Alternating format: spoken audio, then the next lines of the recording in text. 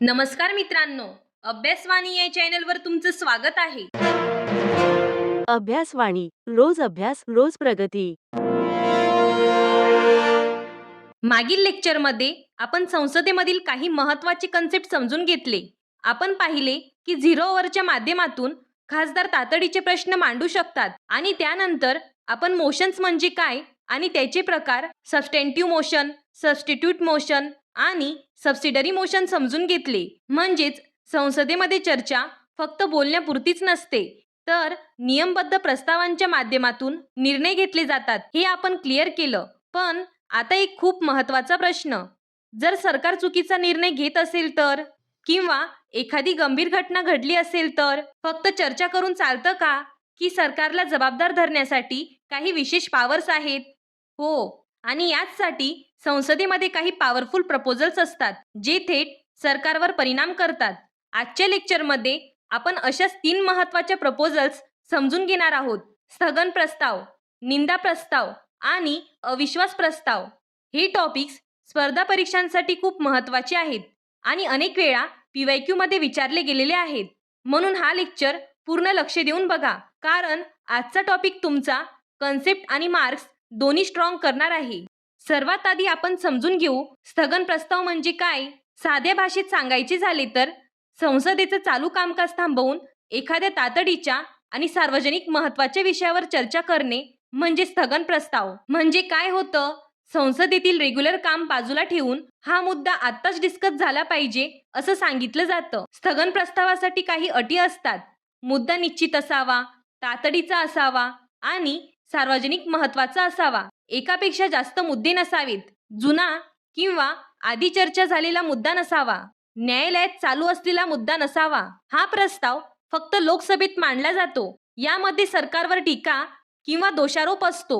समजा देशात एखादा मोठा अपघात झाला किंवा एखादी मोठी सरकारी चूक झाली, तर खासदार म्हणू शकतात, हे काम थांबवा, आधी या विषयावर चर्चा करा. म्हणजेच स्थगन प्रस्तावामुळे सरकारवर तातडीने दबाव आणता येतो. पण आता प्रश्न असा आहे, जर सरकारच्या एखाद्या धोरणावरच टीका करायची असेल तर त्यासाठी वापरला जातो निंदा प्रस्ताव.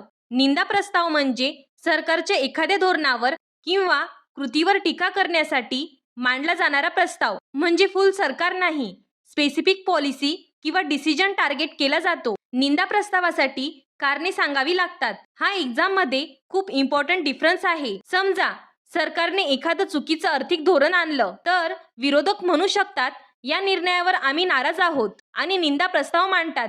म्हणजे निंदा प्रस्तावात सरकारवर टीका होते. पण आता इमॅजिन करा, जर पूर्ण सरकारवरच विश्वास नाही असं वाटत असेल तर तिथे येतो सर्वात पॉवरफुल प्रस्ताव, अविश्वास प्रस्ताव. म्हणजेच नो कॉन्फिडन्स मोशन. साध्या भाषेत सांगायचं झालं तर लोकसभेला सरकारवर विश्वास नाही हे दाखवण्यासाठी मांडला जाणारा प्रस्ताव म्हणजे अविश्वास प्रस्ताव. इथे एक महत्त्वाचा मुद्दा लक्षात ठेवा, हा प्रस्ताव संपूर्ण मंत्रिमंडळाविरुद्ध असतो, एकाच मंत्रीविरुद्ध नाही. कारण आपल्या घटनेतील कलम 75 नुसार मंत्रिमंडळ लोकसभेला सामूहिकरित्या जबाबदार असते. एक्झामसाठी खूप इम्पॉर्टंट पॉइंट, हा प्रस्ताव मांडण्यासाठी किमान 50 सदस्यांचा पाठिंबा आवश्यक असतो आणि सर्वात महत्त्वाचं, यासाठी कारणे देणे गरजेचे नसते. आता सर्वात महत्त्वाचा भाग, जर अविश्वास ठराव पास झाला तर संपूर्ण मंत्रिमंडळाला राजीनामा द्यावा लागतो.